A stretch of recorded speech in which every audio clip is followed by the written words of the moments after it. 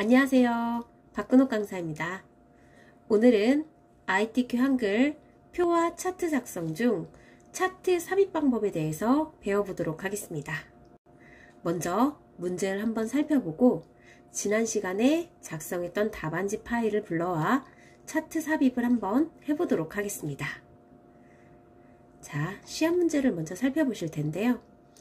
차트 삽입은 먼저 표가 작성이 되어 있으면 표 데이터를 토대로 해서 차트를 삽입해 주셔야 하는데요.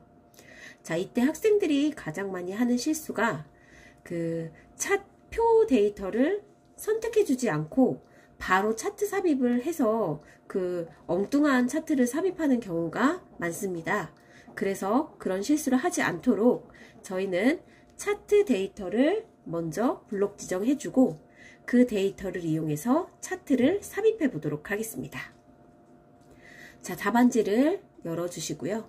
저희 지난 시간에 작성했던 답안지에 표가 작성되어 있습니다.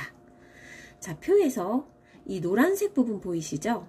제가 여태 모든 시험 문제를 다 풀어봤지만 그때마다 이 노란색 부분이 차트를 삽입하기 위한 그 부분이라고 생각을 하시면 되거든요. 그래서 노란색 부분을 먼저 블록 지정해 주시고 상단 메뉴에서 입력 차트를 눌러주시면 자, 기본 차트가 세로막대형 차트가 삽입이 되게 되세요. 이제 저희는 조절점을 이용해서 시험지 크기 정도로 차트 크기를 맞춰주시고 자, 차트와 똑같이 구성을 변경해 보도록 하겠습니다. 이때 조절점을 살펴보시면 조절점이 차트 앞쪽으로 되어 있는 게 보이시죠? 그쵸? 이때 차트의 차트 영역 부분을 이 빈 부분이 차트 영역이세요. 배경 부분이 자, 배경 부분을 더블 클릭해 주시면 조절점이 차트 뒤로 들어가 있는 게 보이시죠? 이때 마우스 오른쪽 버튼을 눌러주시면 차트 마법사라는 메뉴가 나타나시고요. 저희는 차트 마법사를 선택해 보도록 하겠습니다. 총 3단계의 마법사가 진행이 되는데요. 그중 1단계에서는 차트 종류를 선택을 해주셔야 하는데요. 이때 잠시 시험지를 참고하겠습니다. 자, 시험지에 보면 종류가 나와 있습니다. 차트 조건 중 1번은 차트 데이터는 표 내용에서 연도별 공유, 채소류, 과실류의 값만 이용할 것, 이 부분은 저희 이 노란색 부분이라고 생각을 하시면 돼서 저희는 이 데이터를 이용해서 차트를 삽입한 상태가 되실 거고요. 그 중에 두 번째 종류를 보시면 묶은 가로막대형으로 작업할 것이라고 차트 종류의 이름이 나타나 있습니다. 그래서 저희는 다시 답안으로 돌아가서 차트 종류를 가로막대형 중 가장 첫 번째 있는 유형만 거의 출제가 되거든요. 그래서 첫 번째 있는 유형을 눌렀더니 아래쪽에 묶은 가로막대형이라고 정확한 이름이 나와 있는 게 확인이 되실 거예요. 이때 다음을 눌러주시고 자, 여기서 차트 방향을 선택해 주셔야 하는데요. 시험지대로 선택을 해주시면 됩니다. 자, 여기 항목이 연도로 되어 있고요. 시험지를 한번 살펴보시면 저희는 연도가 아니라 채소의 이름 구분으로 항목이 되어 있습니다. 그럼 저희는 이때 방향을 열방향으로 선택을 하셔서 차트와 시험지에 있는 차트와 같은 모양을 만들어 주시면 되세요. 그래서 방향은 시험지에 있는 차트랑 같은 방향을 선택한다. 두 개밖에 없기 때문에 이렇게 눌러 보시면 되겠습니다. 그리고 나서 다음을 누르면 차트 마법사 3단계 중 마지막 3단계가 나타나시는데요. 이때 저희는 차트 제목과 항목의 이름을 적어 주셔야 하는데 주로 Y축 항목을 입력을 해주시면 되겠습니다. 자, 차트 제목은 시험지에 나와 있는 대로 품목류별, 친환경 농산물, 시장 규모 전망이라고 입력을 하실 거고요. 그 다음에 Y축 값의 이름을 단위, 가로 열고 단위 억원이라고 입력을 해보도록 하겠습니다. 자,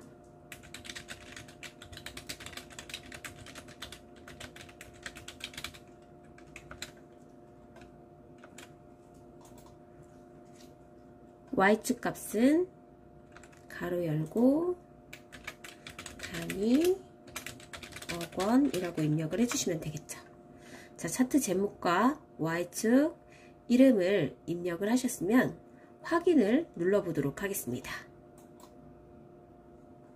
자, 시험지와 그 구성이 똑같은 그런 가로막대형 차트가 만들어진 걸 확인할 수가 있으세요. 되셨나요? 자, 그럼 이제 시험지의 다음 번호로 내려가 보도록 하겠습니다. 제목은 굴림 진하게 12포인트, 배경은 선 모양 한 줄로 그림자 2포인트로 주라고 나와 있습니다. 저희는 제목을 편집해야 되기 때문에 삽입한 차트에서 제목을 더블 클릭해 보도록 하겠습니다. 차트 제목을 더블 클릭하신 상태에서 시험지처럼 똑같이, 자, 제일 먼저 그 굴림 진하게 12포인트를 주시고 글자에 들어가서 굴림 12포인트 진하게 속성까지 주신 상태에서 다시 배경으로 돌아와서, 자, 저희 여기까지 했습니다. 선 모양 한 줄로 그림자 2포인트로 주라고 나와 있습니다. 그래서 저는 그 배경 탭에서 선 모양의 종류를 한 줄로 그림자를 체크하고 그림자는 2포인트 이렇게 해주시면 되거든요. 이때 색깔이 시험지에 보시면은 선 색깔이 검정색으로 나와 있습니다. 그래서 저희는 그 한 줄로를 선택하고 그 선의 색깔을 검정으로 변경을 해주시면 되겠죠. 그리고 나서 설정을 누르시면 그 시험지와 똑같은 제목 형태가 만들어진 걸 확인할 수가 있으세요. 자, 다음은 그 제목 이외의 전체 글꼴을 굴림 보통 10포인트로 주라고 나와 있습니다.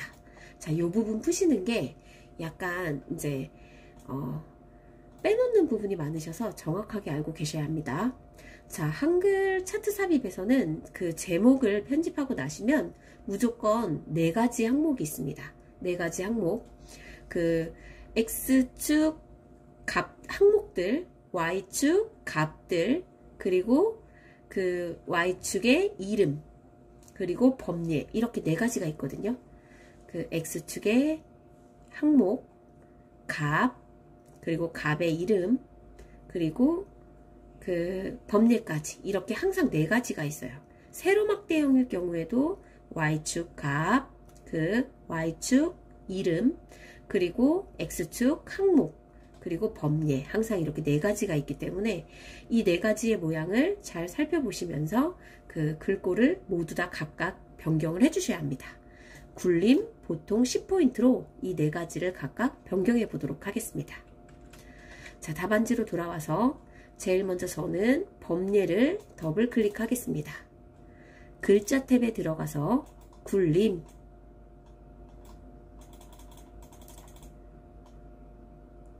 자, 굴림 10포인트, 제일 속성 중에 마지막에 있는 게 보통 모양입니다.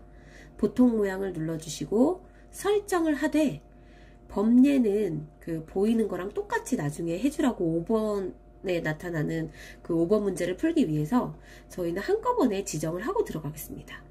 범례에도 테두리가 있는 게 보이시죠? 그쵸? 그래서 저는 굴림 보통 10포인트로 했고 배경 탭에 가서 선 모양을 한 줄로 주되 색깔은 검정으로 한꺼번에 변경을 해주도록 하겠습니다.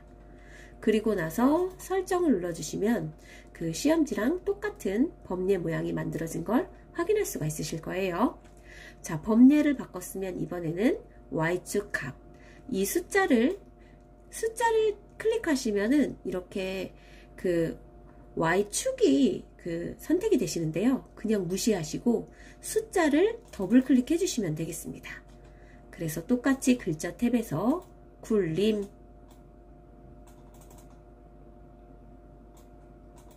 10포인트 보통 모양 설정해 주시면 되겠죠.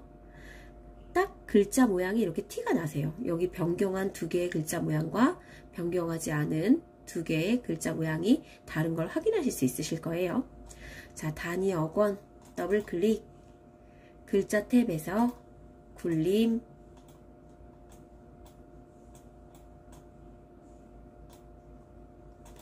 10포인트 보통 모양 설정 해주시고 여기 X축 항목도 더블 클릭하셔서 굴림 글자 탭에서 뭐 이렇게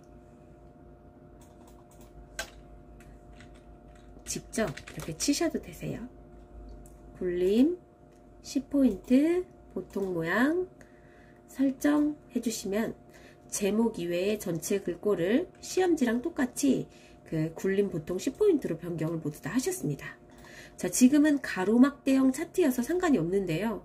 세로막대형 차트일 경우에는 이 Y축 이름이 그 세로로 이렇게 쓰여지게 되어 있거든요. 이때 Y축 이름도 가로로 변경을 해주셔야 하는데요.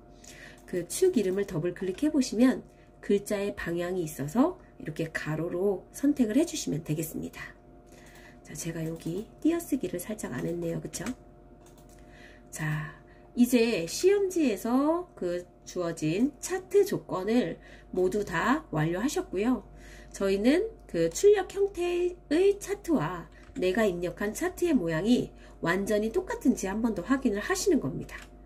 자, 보시면 제가 만든 차트랑 시험지에 있는 차트랑 똑같이 만들어진 걸 확인할 수가 있으실 거예요.